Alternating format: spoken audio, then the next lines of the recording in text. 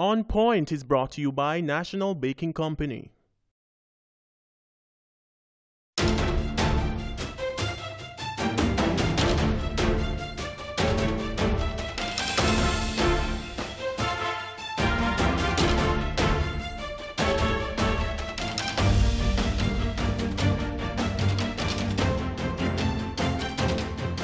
Good evening and welcome to On Point. I'm your host, Kalila Reynolds. And I'm Dennis Chung. Well, tonight we're talking to several young entrepreneurs about their experiences and challenges starting up and running a business in Jamaica and the Caribbean. That's right. There's a lot of activity in Kingston this week surrounding young entrepreneurs, with the Young Leaders of the Americas workshop and the Branson Center's move to the capital city. But first, let's take a look back at some of the top business stories in the headlines this week. At number 5, the Branson Center for Entrepreneurship is now in Kingston. The island's top business accelerator has moved its headquarters from Montego Bay. They also collaborated this week with the Young Leaders of the Americas initiative, which hosted their regional workshop in Kingston. And it was a busy week for the Branson Center as they also announced a partnership with Proven Investments to invest in medium-sized enterprises financed by Proven. At number 4, Margaritaville Caribbean is to delist its preference shares from the Jamaica Stock Exchange in mid-June.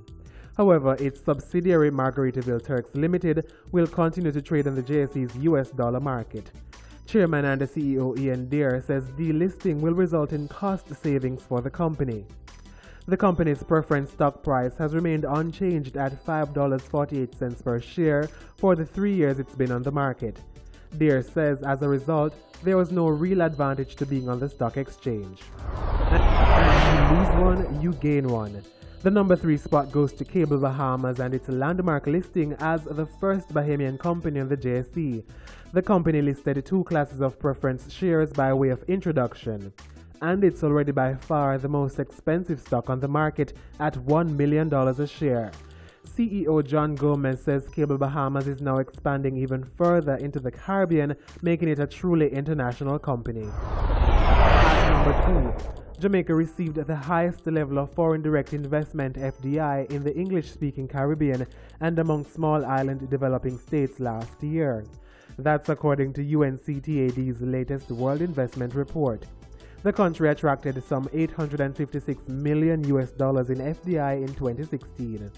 And while that's down 8% over the previous year, it's still the best in the region as there's been a global decline.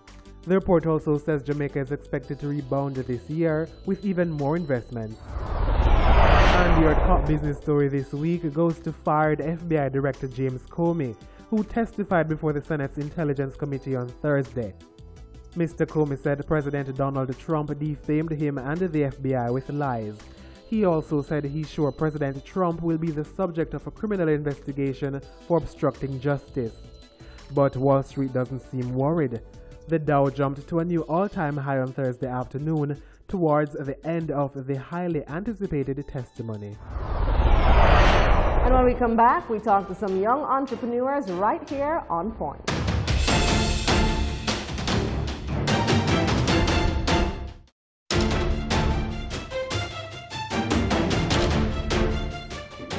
Welcome back. 100 young entrepreneurs from 20 Caribbean countries were in Kingston this week for the Young Leaders of the Americas Initiative Regional Workshop on Entrepreneurship. The initiative was launched by President Barack Obama in 2015 when he visited Jamaica. Here's more on that. Today, to build on that progress, I'm proud to launch the Young Leaders of the Americas Initiative right here in Kingston. And let me say this. This is not your traditional exchange. We're going to seek out the most innovative young entrepreneurs and civil society leaders in the Caribbean, Latin America, and we're going to give them a chance to earn a substantial continuum of the training and the resources and the connections, the networks, and the capital that you need to make a difference. So this year we'll bring 24 entrepreneurs and civil society leaders from Latin America and the Caribbean, including young Cuban leaders, to the United States. Then next year, we'll increase this fellowship to 250 young leaders, and we'll help you to expand your commercial and social ventures. We'll embed you in an American business and incubators. We'll give U.S. participants the chance to continue their collaboration with you in your home countries. So the idea is that you'll get a chance to implement your ideas, but now have linkages that give you access to capital and research and all the things you need to mobilize and implement the kinds of things that you're doing. And we're joined now by Patria K. Aaron, CEO of Sweety, and Winston Laville from LCP Industries, all the way in Antigua and Barbuda. Welcome to On Point. Thank you for having us. Thank you for having us. Welcome. Let me start with you, Patria. This initiative, the Young Leaders Initiative for the Americas, was launched 2 years ago. Mm-hmm. What have you learned since then?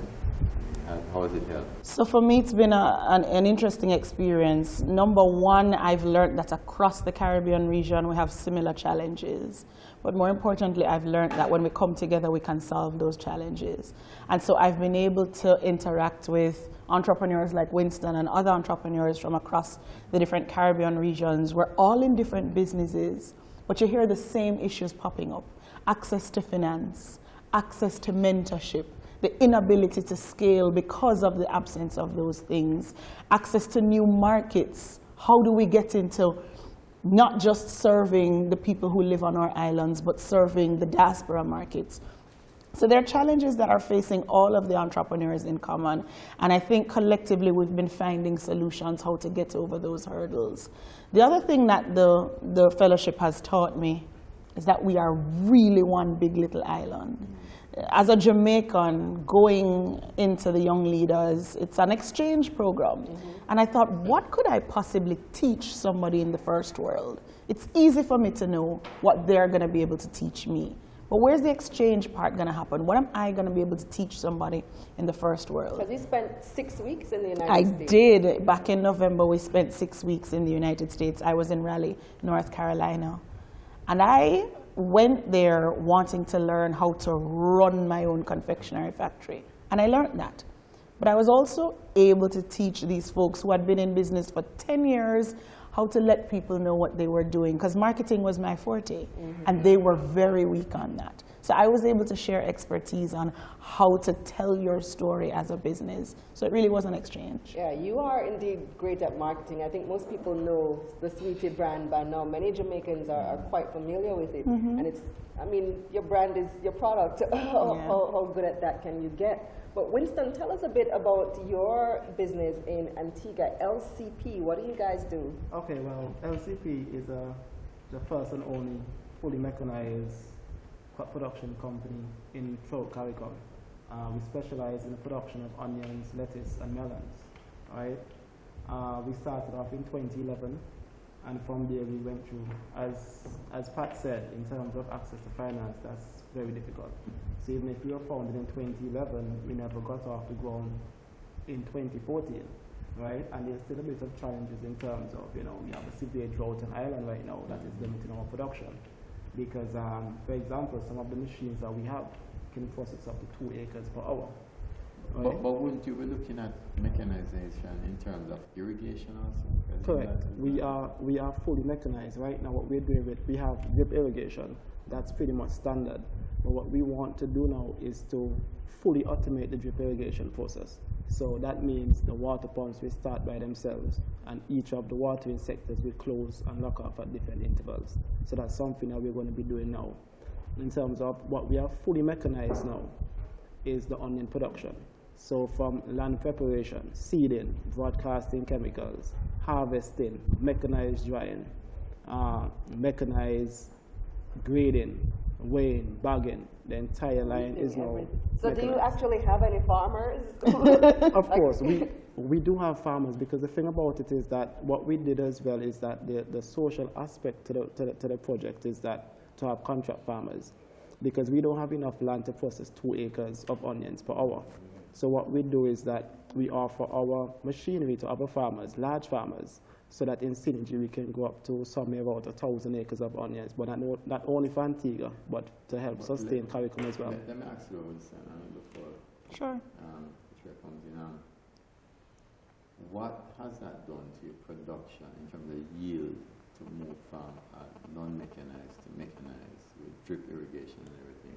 So that's a lesson for us to learn.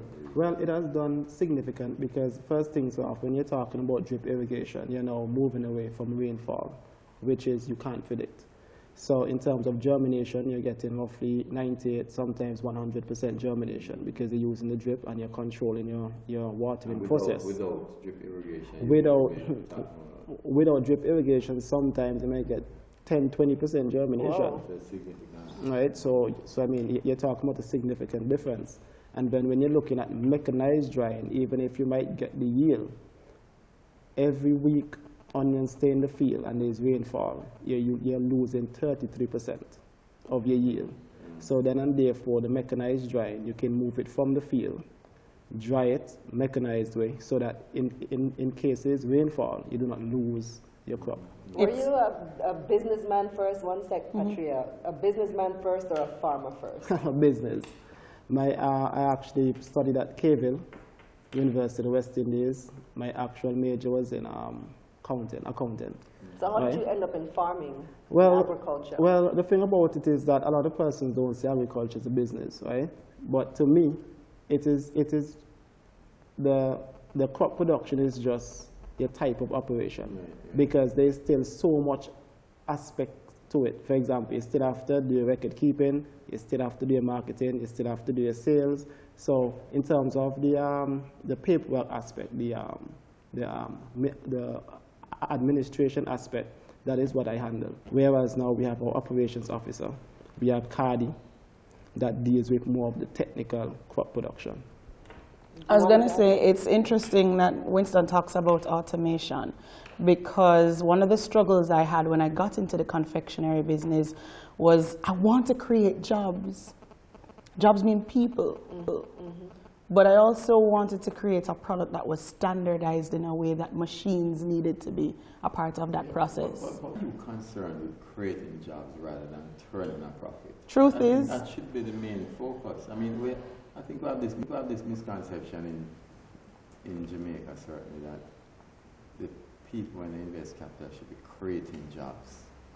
I don't think we should be as productive as you want to be, and really should. And I don't see it that way, especially because of why I started the business in the first place. I started the business because as Caribbean people, we were underserved. I started the business because I was forced to give my goddaughter a blue raspberry candy because I couldn't find a guava one or I couldn't find a jackfruit one.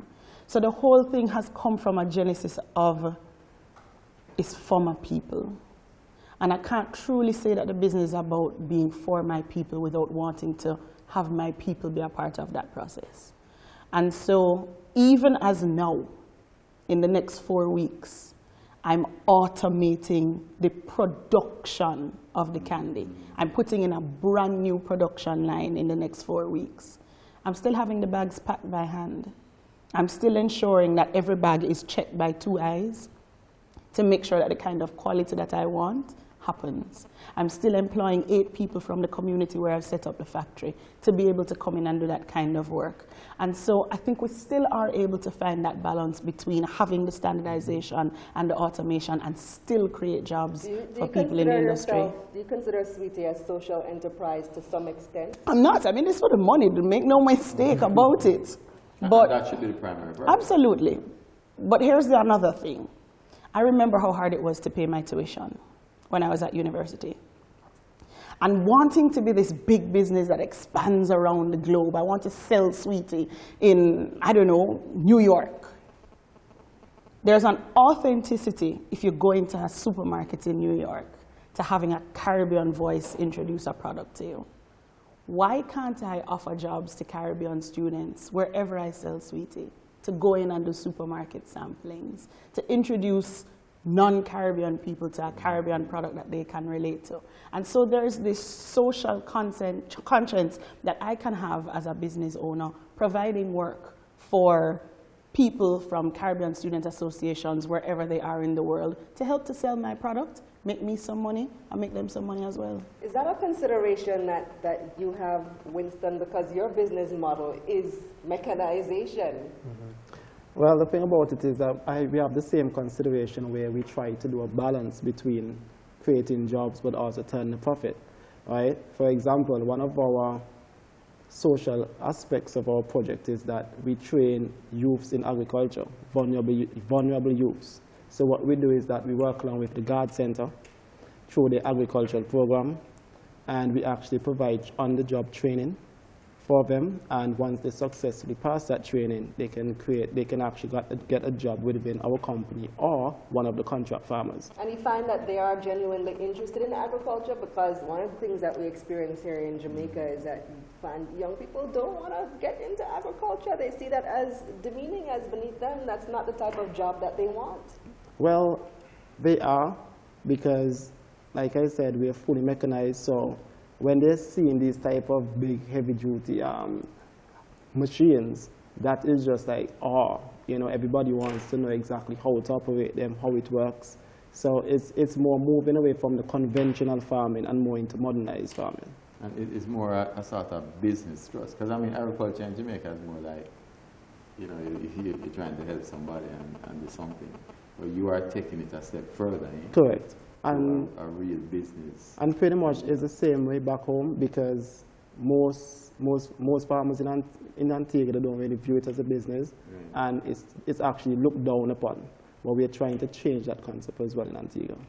Your business sounds very capital intensive. It is. You get in all these machines and so. What was it like starting up for you?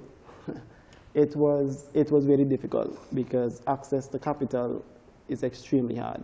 And when you have a 24-year-old whose background is in business, is coming and saying he wants to do a mechanized onion production at 24 years old, that's never been done in the region.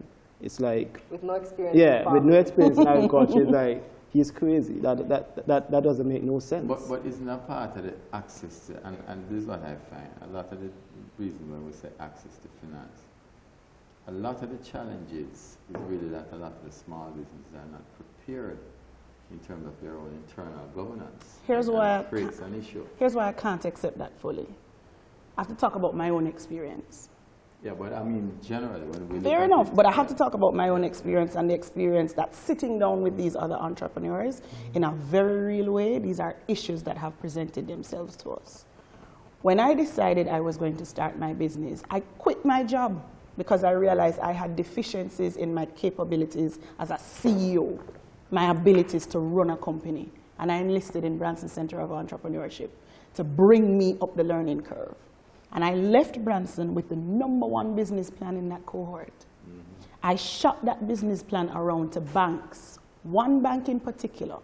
My business plan was good enough to use to train new staff to say this is what a business plan should look like. And they would not give me any money to finance that business. I could get an unsecured loan for a carnival costume, and I could not get money to start a business. So it wasn't about a governance. But you know what? One of the challenges, I mean, and I don't know about the carnival costume. I don't know how the security come into that.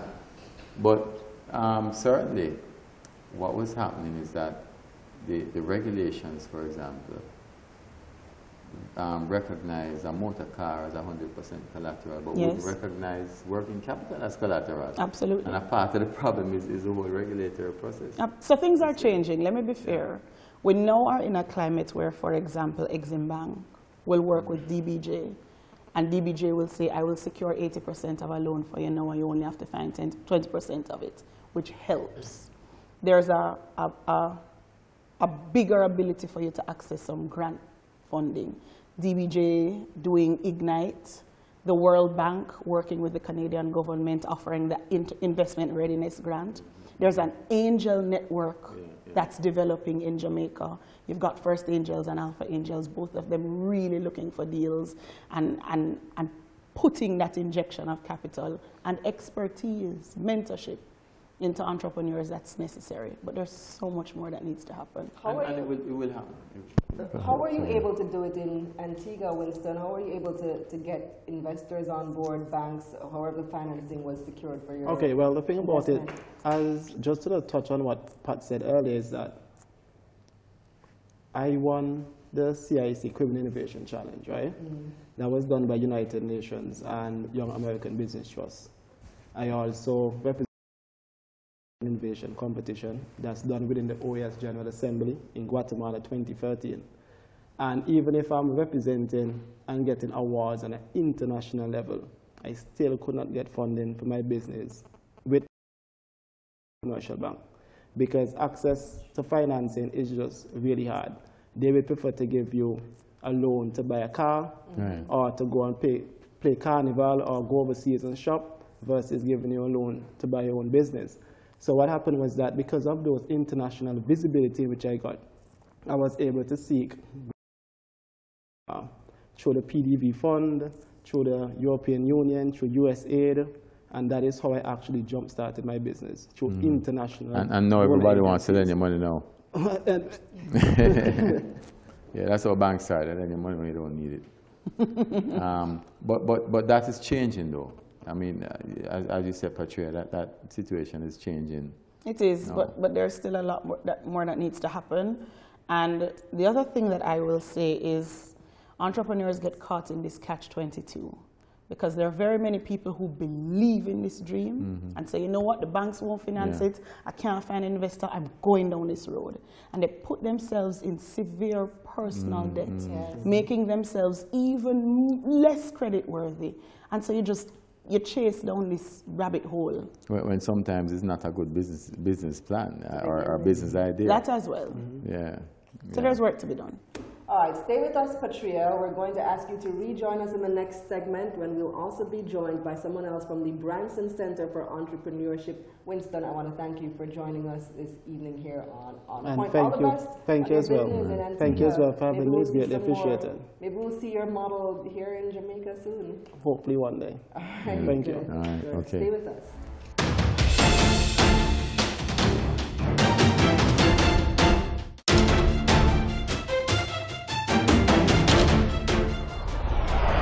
Welcome back to On Point. Well, the Branson Center for Entrepreneurship has moved its headquarters from Montego Bay to Kingston. The center is a leading entrepreneurial center for acceleration in Jamaica, and this is a fresh approach for it. Here's more on it.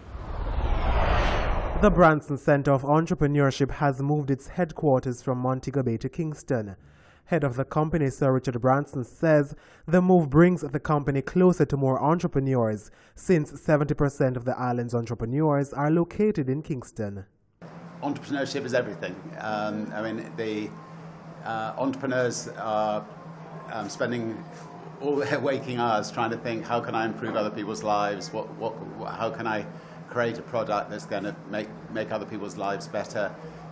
They're the people that are going to employ the people, the jobs of the future.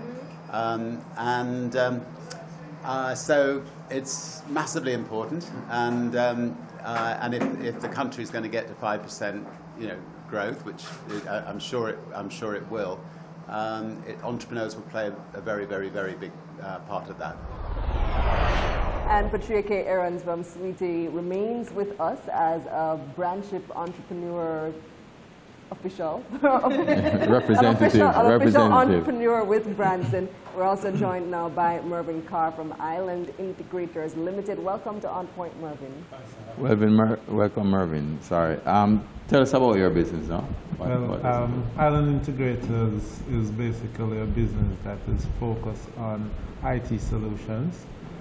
If it uses electricity or it requires to be moved, we do it. And basically what we do is that we provide a number of solutions, audio, visual, from different sides, court system solutions for teaching and learning, as well as smart home-based solutions. Tell us about some of your clients, huh?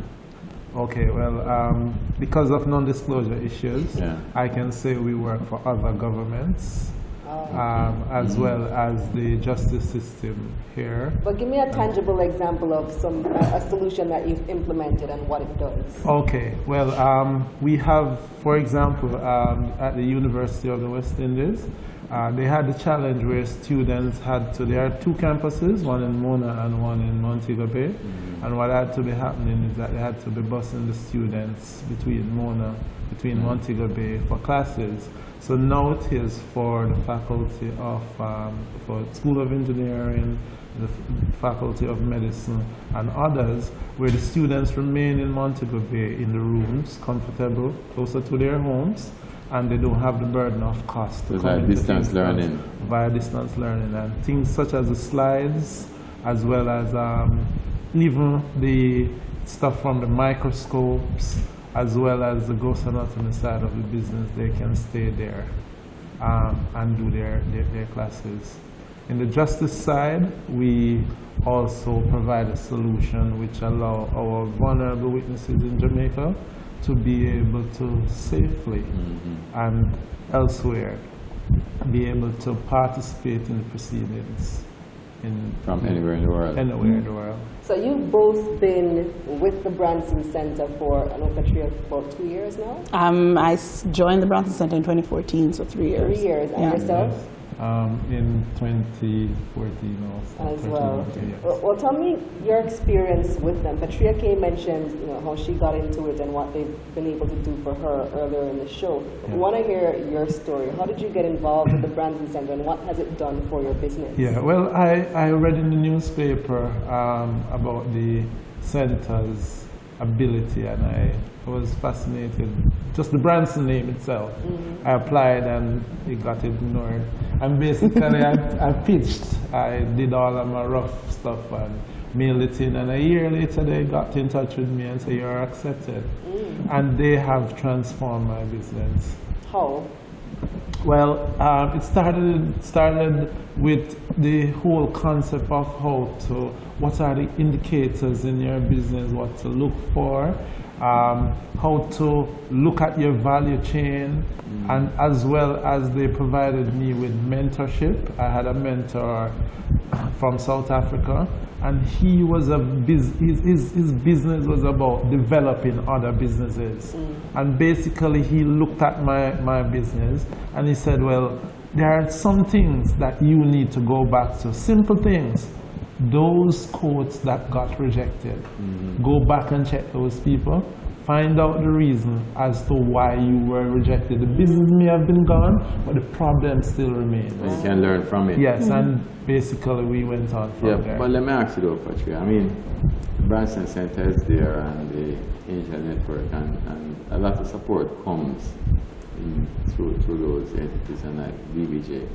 But one of the common cries I hear from entrepreneurs, not just young startups, is that the bureaucracy of getting things done is a problem. So you find that that's an issue? I had a brain stapling exercise in trying to change the structure of my business from a sole trader to a limited liability company.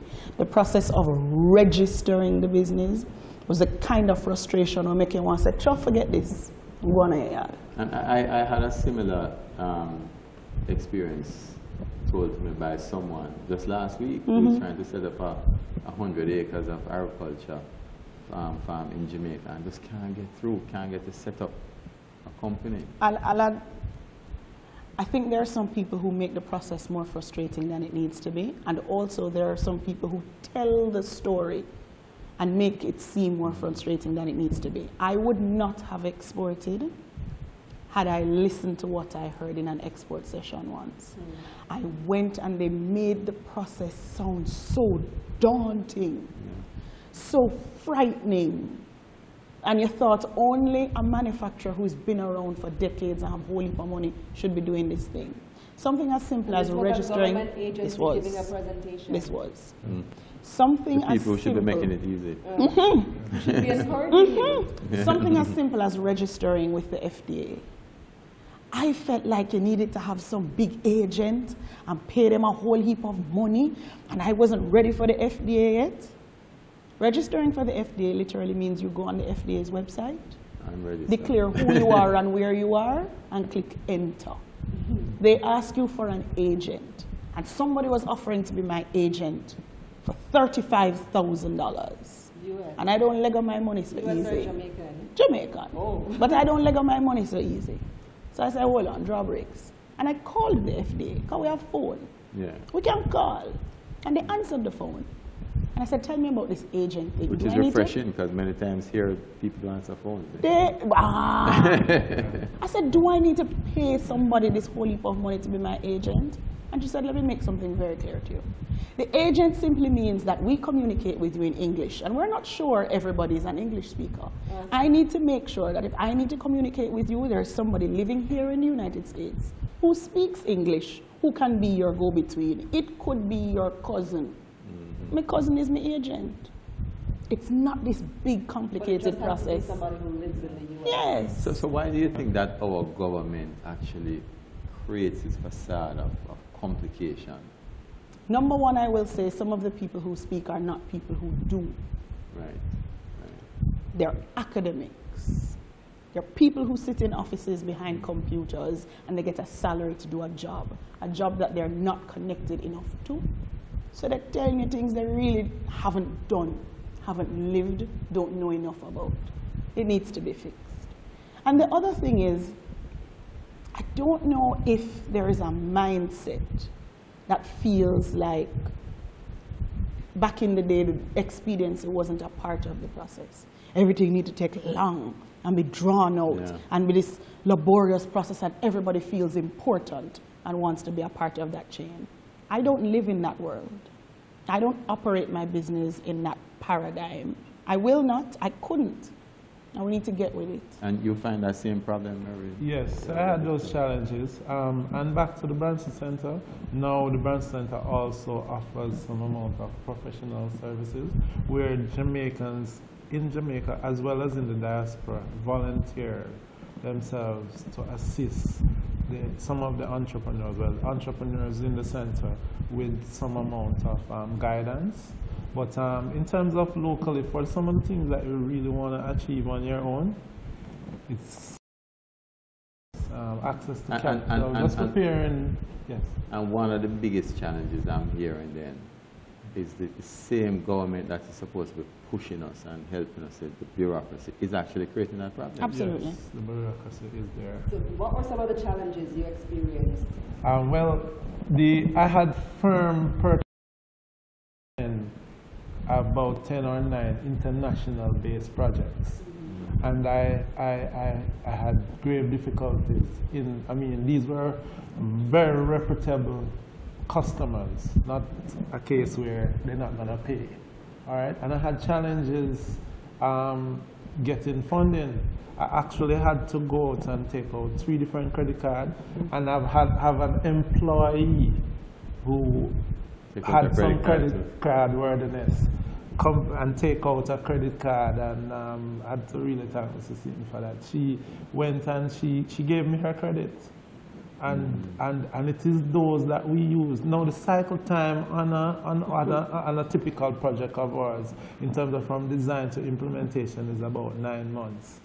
And I presented to one of our major banks, and I told them the amount that I needed, and they only could have given me half. And half of that can do a project. And further on, I had, we can talk about, I got access to 2.5 million, and I will tell you they escrowed about 280,000. I had to, for future payment, just in case they believe I'm not going to make the payments, I had to pay $120,000 for the processing fee, and I paid I paid $520,000 over the period of the loan in interest. Wow. So, at the end of the day, while we had to navigate and I had to find different ways and really plead with the suppliers, had it been easier, I would have been able to bring on more employment, to have the project be more efficient, and make credit card financing is. Yes, I mean, you're with me. Yes. So that is one of the challenges that the bureaucracy in the country offers. Wow. Well, I wanted to pick both of your brains, and it's unfortunate that our previous guest had to leave us because he's from Antigua. I wanted to pick both of your brains on some CARICOM issues, some regional issues, because there's been this debate about, and since we have a lot of regional people in the country this week as well, there's been usefulness of the region to business and usefulness of CARICOM to Jamaicans, saying that perhaps we should leave CARICOM because it doesn't benefit us. Mervyn, you have some business that goes throughout the region, some international business. Patricia, you export as well. Do you think it still makes sense to be a part of a regional body like a CARICOM? You want to go first? Well, it definitely does. We have our strengths and we have our weaknesses. And with your guest who was here earlier, we spoke, and there's a different insight that how we look at things. Jamaica has its strength in some areas, and rather than looking at ourselves in CARICOM as separate people, we could look at ourselves as really what CARICOM ought to be, one community. Jamaica, CARICOM, in the sense that Patria here does Sweetie. It should appear, it should be such that Sweetie, everywhere in the Caribbean, the desire for Sweetie should be Patria's business. And yes, Trinidad does do some of the things that we would prefer to have substituted here. But the point is that they are also in business. Why we not look at supplying them or supplying raw material to different CARICOM partners to give them, for them to produce finished goods for us to consume, and similarly themselves. But is it working? Is the mechanism that's supposed to make things easier, the CSME, is that working as it should, Patria? It could, but it's not working now. And it's for a lot of reasons. I think selfishness is one of those things that causes it not to work. The reality is, I love my people. They are the reason I developed Sweetie. But we are 2.8 million people, and my business cannot survive on the hope that 2.8 million people are going to eat Sweetie. Well, I mean, one could say that the Eastern Caribbean is maybe another 3 million people. Yes. And should we therefore be expanding CARICOM to include the DOMREP, Haiti, Cuba, which will take us to 35 million people. Right. And it's so what's standing in the way of CARICOM is the same thing like what's standing in the way of MSMEs here, is the politicians. Absolutely.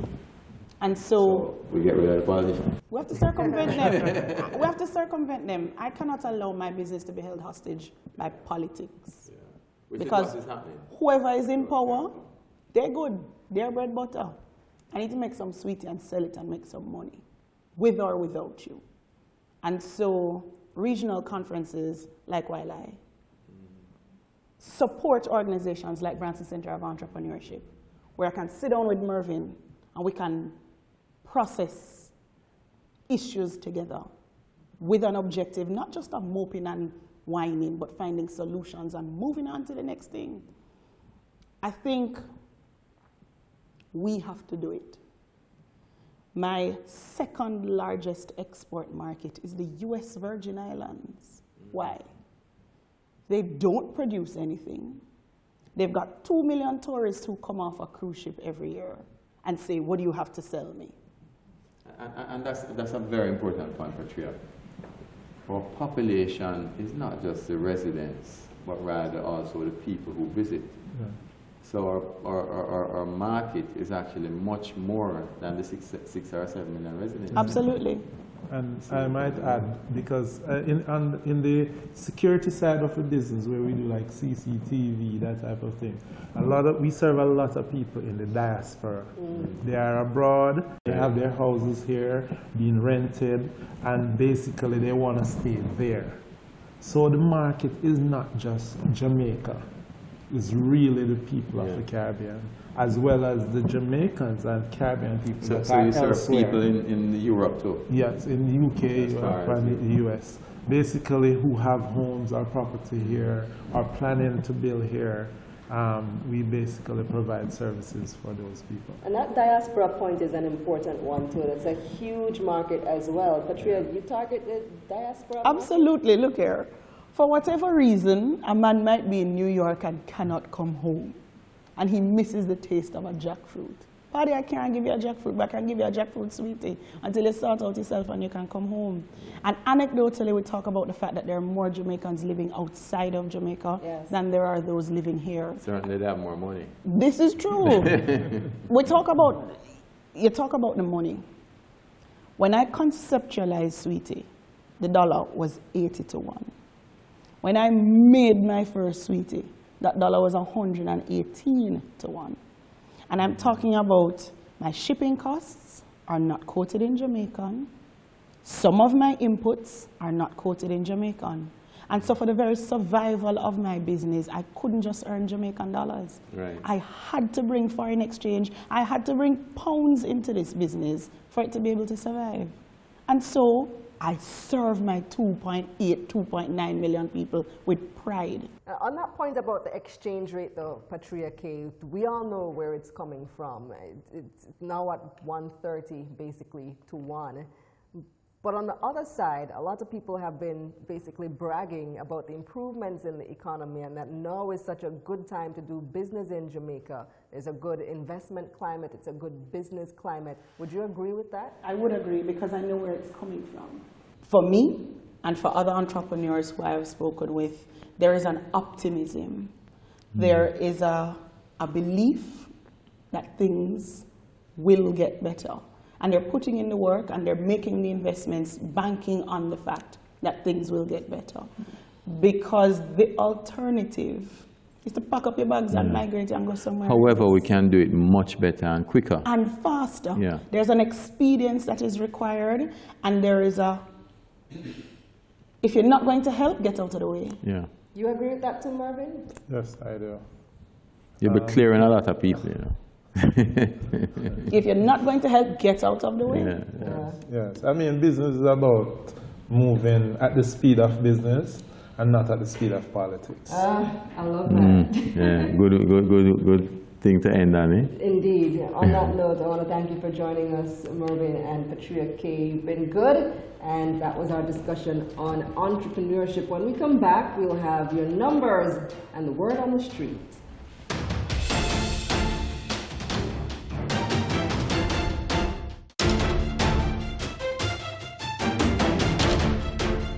Welcome back to On Point. We've been talking entrepreneurship this week, and while it may sound glamorous, owning your own business and being your own boss, it's very hard work. And actually, the majority of businesses that start up fail. Here are the numbers. Jamaica ranks among the top countries where people have a good perception of entrepreneurs. The island ranks number 2 out of 61 countries on the last Global Entrepreneurship Monitor for the percentage of people who think entrepreneurship is a good career choice. The country ranks 4 out of 61 for society giving a high status to entrepreneurs. Jamaica also ranks well for perceived opportunities and capabilities. Over 64% of Jamaicans see business opportunities here. Nearly 40% of people surveyed say they have entrepreneurial intentions, one of the highest rates in the world. However, many don't go through with their plans for fear of failure. Only a quarter said they were undeterred by failure. Our On Point team hit the streets and asked Jamaicans, what can be done to make it easier to start and run a business in Jamaica?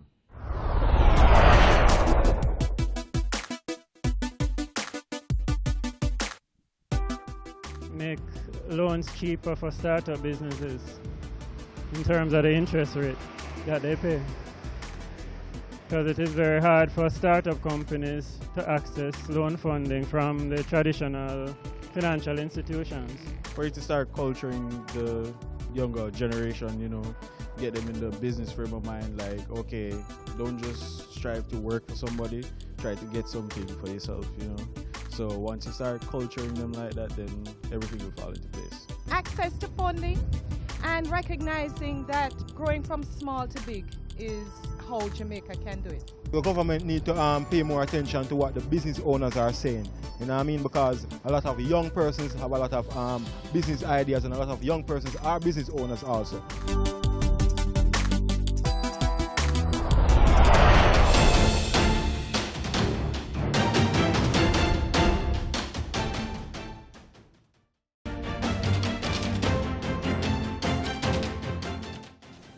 Well, Dennis, entrepreneurship, I thought it was refreshing hearing from some actual entrepreneurs who are living this experience right now, working with what they have and trying to find innovative solutions to their issues. And they're pushing ahead, and it's quite admirable. And they talk about the challenges that they have, because it's obviously difficult to get into and stay with it. The difficulty I'm having, though, is that we say that businesses and MSMEs is the way to go to grow the economy, but the government bureaucracy is still standing in the way, you know. And as Patria said, if we were to just do better from a bureaucracy point of view, we'll be much more ahead, way ahead. And I just can't understand the logic. You know, and one of the things that came into sharp focus as well is this is a region-wide problem. Entrepreneurs throughout the Caribbean are facing the same issues: lack of access to finance, government bureaucracy. The same things are holding us back. And it's not that difficult for us to come together and help each other out. No, and I mean, I remember what Patria talked about just registering with the FDA and how easy it was. So when she got onto the website, it was actually a very simple process, and she actually got more assistance from the US government than she did from her own government. And, you know, she said, we just make things look difficult. So we have to address that. I mean, that's an area we need to deal with. The bureaucracy is the #1 challenge to doing business, or #2 now, only outdone by crime. But it has been #1 for a while in the global competitiveness report, and we just can't seem to learn. Yeah, hopefully we get it right soon. But that's our show. Thanks for joining us yet another week. We appreciate it, and we hope you learned something today as well. I want to thank our hardworking production team and you, our viewers. I'm Kalila Reynolds. And I'm Dennis Chung. Until next week.